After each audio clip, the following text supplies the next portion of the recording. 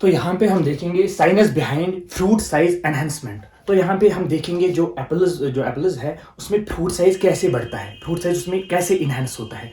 तो actually there are two processes which are responsible for the enhancement of fruit size in apples. और जो first process, अगर हम first process की बात करें वो है सेल डिवीजन। ठीक, तो सेल डिवीजन क्या होता है? सेल डिवीजन होता है कि सेल का डिवाइड होना। ठीक, और सेल डिवाइड करती है in two ways, mitotically and meiotically. Cell divides into two ways, या माइटोसिस करती है या मियोसिस करती है। ठीक, तो यहाँ पे जब फ्रूट सेल डिवाइड करती है, एज वी नो फ्रूट कब बनता है? फ्रूट आफ्टर पहले पॉलिनेशन होती है, फिर फर्टिलाइजेशन होती है। तो फ्रूट कब बनता है? जब फर्टिलाइजेशन कंप्लीट होती है। दैट मीन्स यहाँ पे जो इसके बाद जो सेल डिवाइड करेगी वो माइटोटिकली डिवाइड करेगी, क्योंकि गेमेटोजेनेसिस में मियोसिस होती है, और यहाँ पे गेमेटोजेनेसिस में गेमेट तो फ्यूज हो गए फर्टिलाइजेशन में, तो यहाँ पे अब जो सेल है वो डिवाइड करती है माइटोटिकली। ठीक, तो maintain the polarity level of species. ठीक, तो अगर हम यहाँ पे देखेंगे, यहाँ पे सेल माइटोटिकली डिवाइड करते हैं। सपोज यहाँ पे एक सेल है तो ये डिवाइड करते हैं माइटोटिकली, तो ये दो सेल्स में कन्वर्ट होती है। ठीक, तो this is the first phase in apples. क्या होता है इनमें पहले सेल डिवाइड करना स्टार्ट करती है। ठीक, जब सेल डिवाइड करना स्टार्ट होती है, एक सेल से दो सेल, दो सेल से चार सेल, ऐसे ही आगे आगे ये बढ़ता है, ऐसे ही आगे आगे ये बढ़ता है, और ऐसे ही सेल नंबर जो फ्रूट में होता है वो इंक्रीज होता है। ठीक, ऐसे ही वो इंक्रीज होता है फ्रूट नंबर सेल में। ठीक,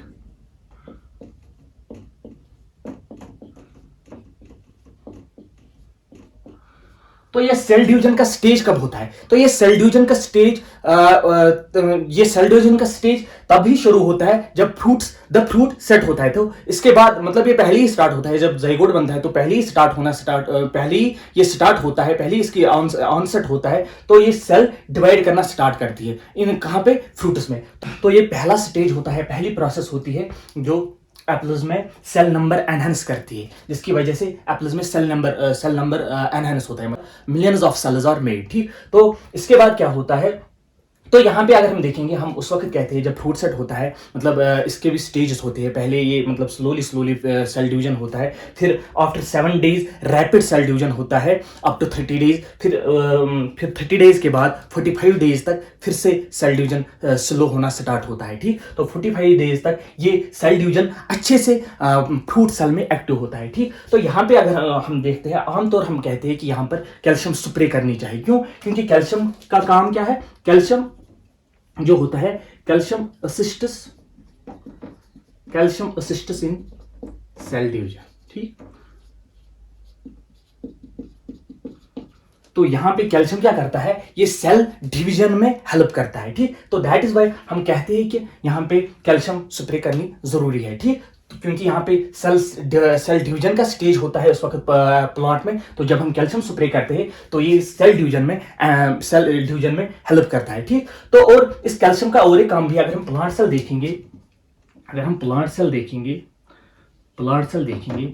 तो प्लांट सेल जो आपस में जुड़ती है, इनके दरमियान होता है ऐसे एक स्पेस होती है, इसको हम बोलते हैं मिडल लैमेला। ठीक, इसको हम बोलते हैं मिडल लैमेला होता है बीच में। ठीक,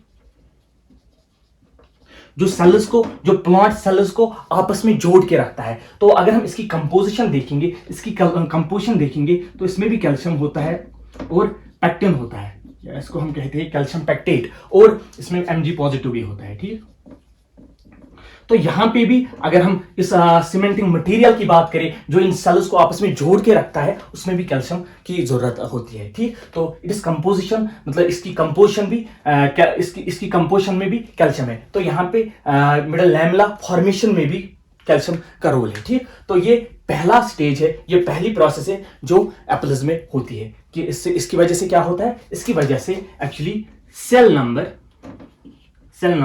एनहांस होता है। ठीक, तो इसके बाद जो स्टेज आता है आफ्टर 45 डेज, तो इसके बाद जो स्टेज आता है वो आता है सेल एनलार्जमेंट। सेल एनलार्जमेंट हम किसे कहते हैं, मतलब यहाँ पे सेल की लेंथ बढ़ जाती है, सेल लॉन्गेशन होती है। बट सेल सिर्फ लेंथ वाइज नहीं बढ़ती है, सेल सिर्फ एक ही डायमेंशन में नहीं बढ़ती, मगर सेल का वॉल्यूम भी बढ़ता है। ठीक, तो यहाँ पे क्या होता है एक्चुअली, और यहाँ पे कौन से मिनरल्स की ज़्यादा जरूरत पड़ती है। मिनरल्स तो सभी अहम है, मतलब अगर हम देखेंगे micronutrients, carbon, hydrogen, oxygen, nitrogen, calcium, magnesium, ये सब माइक्रोन्यूट्रिएंट है। और माइक्रोन्यूट्रिएंट भी आते हैं, ठीक, chlorine, boron, these are micronutrients जो ट्रेस जो माइन्यूट क्वांटिटी में प्लांट को जरूरत होती है, तो इनका भी रोल है। बट यहाँ पे अगर हम सेल एनलार्जमेंट की बात करें तो यहाँ पे अगर हम देखेंगे मेन रोल यहाँ पे किसका होता है, मेन रोल यहाँ पे पोटेशियम, हम देखेंगे मेन रोल यहाँ पे पोटेशियम और वाटर का होता है। ठीक, तो क्या होता है जब ये पोटेशियम, अगर पोटेशियम अच्छी क्वांटिटी, एडिक्वेट क्वांटिटी में हमने सेल में ऐड किया होगा या हमने स्प्रे की होगी, तो क्या होगा, तो ये पोटेशियम क्या करता है, ये सेल्स के अंदर जाता है। जो प्लांट सेल होती है, प्लांट सेल में अगर हम देखेंगे तो इसकी 85 to 95% ऑफ मतलब cell space is occupied by vacuole. इसमें वैक्यूल होता है ऐसे, ठीक, ऐसे करके एक वैक्यूल होता है, उसको हम वैक्यूल बोलते हैं, जो प्लांट सेल में होता है। तो ये इसकी स्पेस, मतलब जो सेल के अंदर स्पेस है, वो किसने ऑक्यूपाई की होती है, वो इसी वैक्यूल ने ऑक्यूपाई की होती है। ठीक, तो इस वैक्यूल में क्या होता है, इस वैक्यूल में जब के पॉजिटिव का इन्फ्लक्स होता है, जब के पॉजिटिव एक्यूमुलेट स्टार्ट शुरू होना होता है, जब इनमें एक्यूमुलेशन के पॉजिटिव होती है, मतलब पोटेशियम की एक्यूमुलेशन होती है इन वैक्यूल, तो यहां पे क्या होता है, यहां पे साई एस ऑफ सेल, मतलब solute potential of cell enhance होता है, बढ़ जाता है। किसकी वजह से, क्योंकि यहां पे कंसंट्रेशन ऑफ पोटेशियम आयन की कंसंट्रेशन यहाँ पे सेल वैक्यूल या सेल में बढ़ जाती है। तो इसकी वजह से क्या होता है, इसकी वजह से जो सेल के अंदर का वाटर पोटेंशियल है वो डिक्रीज होता है। जब सॉल्यूट पोटेंशियल किसी चीज का एनहांस होता है तो उसमें वाटर पोटेंशियल डिक्रीज होगा, ये जाहिर सी बात है। इसमें वाटर पोटेंशियल डिक्रीज होता है तो क्या होता है, जब इसके अराउंड जब कोई सेल होगी या इसके अराउंड जब वाटर होगा तो उस वाटर का इनफ्लक्स होगा, मतलब वो वाटर इस सेल में आएगा। क्यों, क्योंकि अगर हम देखेंगे पोटेशियम आयन की वजह से, जो पोटेशियम आयन इसमें एक्यूमुलेट हुए इस सेल में, उसकी वजह से इस सेल का वाटर पोटेंशियल डिक्रीज हुआ। ठीक, जब वाटर पोटेंशियल डिक्रीज हुआ इस सेल में, तो इसमें क्या होगा, इस सेल में क्या होगा, जब पोटेशियम आयन की कंसंट्रेशन इस सेल में बढ़ जाती है, जब पोटेशियम आयन की कंसंट्रेशन इस सेल में बढ़ जाती है, इस सेल में वाटर स्टार्ट आना शुरू करता है। ठीक, तो कैसे वाटर होता है, कैसे वाटर इनमें आता है, ऑस्मोसिस के थ्रू, सिंपल ऑस्मोसिस या डिफ्यूजन के थ्रू। अगर हम देखें कि osmosis is a special case of diffusion where water moves from its higher concentration to lower concentration across a concentration gradient. ठीक, तो यहाँ पे ये वाटर क्या करता है, यहाँ पे वाटर अंदर स्टार्ट करना शुरू करता है। और हमें पता ही है सेल में सेल मेम्ब्रेन भी होता है, और इसमें वैक्यूल भी है प्लांट सेल में। तो यहाँ पे जब वाटर आता है तो इस सेल में जब वाटर आता है तो ये वाटर क्या करता है, ये सेल मेम्ब्रेन को पुश करता है, ये इस सेल मेम्ब्रेन को पुश करता है towards the walls of cell wall. ठीक, तो जब इसमें वाटर आता है तो वो वाटर प्रेशर, तो उस वाटर प्रेशर की वजह से, उसको हम बोलते हैं टर्गर प्रेशर, वो टर्जिडिटी की वजह से ये सेल लेंथ वाइज और मतलब इस सेल में एनलार्जमेंट होती है। क्योंकि जो वाटर इसमें एक्यूमुलेट हुआ, जो वाटर इसमें अब डेवलप शुरू होना स्टार्ट हुआ, किस वजह से, क्योंकि इसका वाटर पोटेंशियल पहले गिर जाता है। किस वजह से, इसमें जब पोटेशियम आयन्स आते हैं और शुगर्स भी आते हैं, वो हम देखेंगे। जब पोटेशियम आयन्स इसमें आते हैं तो इस सेल का वाटर पोटेंशियल डिक्रीज होता है, और फिर जो बाहर जो सराउंडिंग वाली सेल्स है या सराउंडिंग में वाटर होता है वो इस सेल में स्टार्ट आना शुरू करता है। उसकी वजह से ये प्रेशर एक डेवलप करता है, the pressure exerted on the walls of cell membrane, the pressure which is exerted by the water on the walls of the cell membrane, which pushes cell membrane towards the cell wall, is called turgor pressure। तो उस turgor pressure की वजह से यहां पे cell size बढ़ जाता है। ठीक, तो उस टर्गर प्रेशर की वजह से यहां पे सेल साइज बढ़ जाता है। दैट इज व्हाई हम कहते हैं कि पोटेशियम और वाटर का मेन रोल होता है सेल एनलार्जमेंट में। तो यहां पे अगर हम देखेंगे पोटेशियम का सिर्फ इतना ही काम नहीं है, पोटेशियम अगर हम देखेंगे पोटेशियम की वजह से 60 एंजाइम्स, ऑलमोस्ट 60 एंजाइम्स एक्टिवेट होते हैं, जो कार्बोहाइड्रेट मेटाबॉलिज्म में जरूरत लगती है एंजाइम, जो प्रोटीन सिंथेसिस में जरूरत लगती है एंजाइम, जो स्टार्च मेटाबॉलिज्म में जरूरत लगती है एंजाइम, जो एटीपी यूटिलाइजेशन में जरूरत लगती है एंजाइम, वो इस पोटेशियम की वजह से एक्टिवेट होते हैं। और इसके बाद अगर हम पोटेशियम का और एक रोल भी देखेंगे, पोटेशियम यहाँ पे अगर हम देखेंगे ये लोडिंग में भी मदद करता है, फ्लोएम लोडिंग में भी मदद करता है। क्यों? अगर फ्लोएम लोडिंग से पहले अगर हम पोटेशियम का और एक रोल देखेंगे तो ये opening and closing of stomata में भी वहां पे रोल प्ले करता है। क्यों? क्योंकि ये वहां पे भी गॉड सेल्स में भी ऐसी टर्गर प्रेशर डेवलप करता है।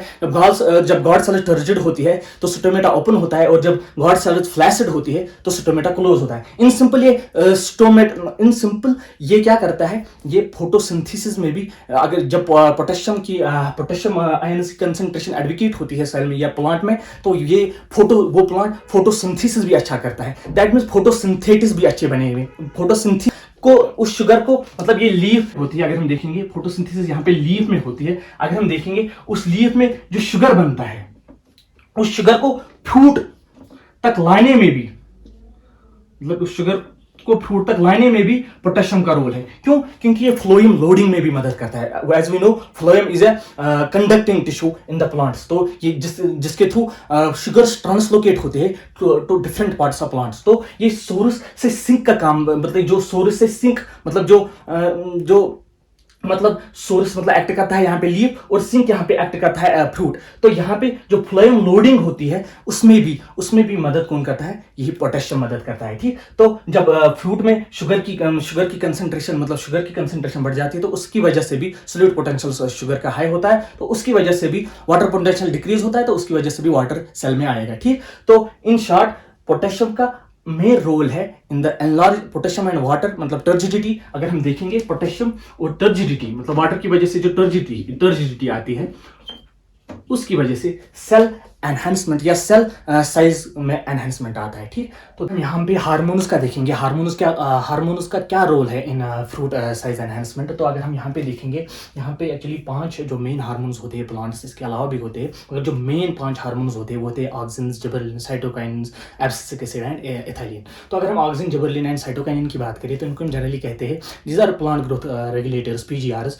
तो इनको हम जनरली कहते हैं ग्रोथ प्रमोटिंग हार्मोन। ठीक, तो अगर हम एब्सिसिक एसिड एंड एथिलीन की बात करें, इसको हम कहते हैं ग्रोथ इनहिबिटिंग हार्मोन। ठीक, तो अगर हम यहाँ पे बात करें ऑक्सिन एंड साइटोकाइनिन, तो ये प्रमोट करता है cell division in early stage, मतलब ये सेल डिवीजन को प्रमोट करता है इन अर्ली स्टेज। ठीक, तो जब फ्रूट सेट होता है तो सेल डिवीजन को प्रमोट ऑक्सिन एंड साइटोकाइनिन करता है। और अगर हम बाद में देखेंगे ऑक्सिन एंड जिबरेलिन, तो ये क्या प्रमोट करता है? ये प्रमोट करता है सेल एनलार्जमेंट इन लेटर स्टेज। ठीक, तो इसके बाद अगर हम एब्सिसिक एसिड का देखेंगे, एब्सिसिक एसिड को हम दूसरा नाम एब्सिसिक एसिड को हम सिट्रस हार्मोन भी कहते हैं, क्योंकि मैच्योरेशन एंड सिट्रस रिस्पॉन्स को रेगुलेट करता है। ठीक, तो दैट इज वाई हम एब्सिसिक एसिड को सिट्रस हार्मोन भी कहते हैं। ठीक, तो इसके बाद क्या होता है? इसके बाद अगर हम एथिलीन की बात करें, एथिलीन कंट्रोल करता है, राइपनिंग करता है कंट्रोल। दूसरा ये क्या करता है? कंट्रोल। दूसरा फ्रूट एब्सिशन का कंट्रोल करता है। ठीक, तो जो हम बाद में फिर हार्वेस्ट के टाइम जो फ्रूट काटते हैं, जो पेडिसल से वो कट होता है, वो आसानी से कट होता है क्योंकि वहाँ पे एथिलीन की वजह से एब्सिशन होती है। ठीक, तो अगर हम फ्रूट एब्सिशन की बात करें, या बाद में अगर हम ऑटम में देखेंगे जो लीव्स खुद ही फाल होते हैं, मतलब ट्री से गिर जाते हैं, तो वो किस वजह से होते हैं? वो इसी एथिलीन की वजह से होते हैं, और वो फिर प्लांट से गिर जाते हैं। ठीक, तो दिस इज मतलब जो क्या रोल है हार्मोन। जो आज हम सिंथेटिक ऑक्सीजन मतलब स्प्रे करते हैं, स्टारफिक्स, प्लानोफिक्स वगैरह, उसमें क्या होता है? उसमें ये सिंथेटिक ऑक्सीजन होते हैं, मतलब indole acetic acid, indole butyric acid. तो ये क्या करता है? ये इट इंड्यूसेस पार्थेनोकार्पी, वो एक अलग टॉपिक है। मतलब इनमें और जिबरेलिन्स भी करते हैं, मतलब आमतौर G3 ज़्यादा यूज़ होता है। तो जिबरेलिन्स क्या करते हैं? इट इंड्यूसेस पार्थेनोकार्पी, मतलब ये करते हैं फ्रूट सेट, ये प्लांट पे फ्रूट डेवलप करते हैं but without fertilisation. Fruit set होता है without fertilisation and it is called parthenocarpy. ठीक, जो ये पार्थेनोकार्पी होती है इसमें सीडलेस फ्रूट्स बनती है। ठीक, मगर फ्रूट ये मतलब ट्री का फ्रूट यील्ड एनहांस होता है, बट वो पार्थेनोकार्पिक फ्रूट्स होते हैं, मतलब उनमें सीड नहीं होता है। ठीक, और वो एक अलग टॉपिक है पार्थेनोकार्पी, वो वहीं पे देखेंगे। तो यहाँ पे फिलहाल तो यहाँ पे हम देखेंगे सेल डिवीजन की वजह से क्या हुआ। सेल डिवीजन की वजह से सिंपली क्या हुआ? सेल डिवीजन की वजह से सेल नंबर इंक्रीज हुआ, एनहेंस हुआ, ठीक। और तभी हम कहते हैं कि यहाँ पे क्या करना चाहिए, जब सेल डिवीजन का स्टेज एक्टिव हो तो यहाँ पे कैल्शियम स्प्रे करनी चाहिए, ठीक। यहाँ पे कैल्शियम स्प्रे करनी चाहिए। और कैल्शियम इमोबाइल एलिमेंट है। हम अक्सर देखते हैं कि फर्टिलाइजर्स ऐड करते हैं, कैल्शियम फर्टिलाइजर्स ऐड करते हैं, तो कैल्शियम प्लांट में आसानी से ट्रैवल नहीं करता है, ट्रांसलोकेट नहीं हो जाता है। It is better to spray calcium in traditional, ठीक। अगर हम देखेंगे तो इसके बाद अगर हम देखेंगे सेल एनलार्जमेंट में क्या हुआ, सेल एनलार्जमेंट में एक्चुअली क्या होता है, सेल साइज एनहांस होता है, ठीक। और हमने देखा दो फैक्टर्स यहाँ पे रेस्पॉन्सिबल है मेनली, शुगर्स भी थे, के पॉजिटिव, पोटेशियम एंड वाटर, जिसकी वजह से टर्गर प्रेशर डेवलप होता है। और इसीलिए हम कहते हैं कि जो आज का स्टेज है जिसमें सेल एनलार्जमेंट होता है, तो यहाँ पे इसीलिए हम कहते हैं कि यहाँ पर एडिक्वेट इरिगेशन सप्लाई होनी चाहिए, इरिगेशन, हाँ। इसलिए हम कहते हैं कि इरिगेट करना जरूरी होता है इस टाइम पे, ठीक, क्योंकि यहाँ पे वाटर की जरूरत होती है जो टर्गर प्रेशर मेंटेन करता है सेल्स में, ठीक। तो this is all about how fruit size improves in या how fruit size enhanced in apples, ठीक।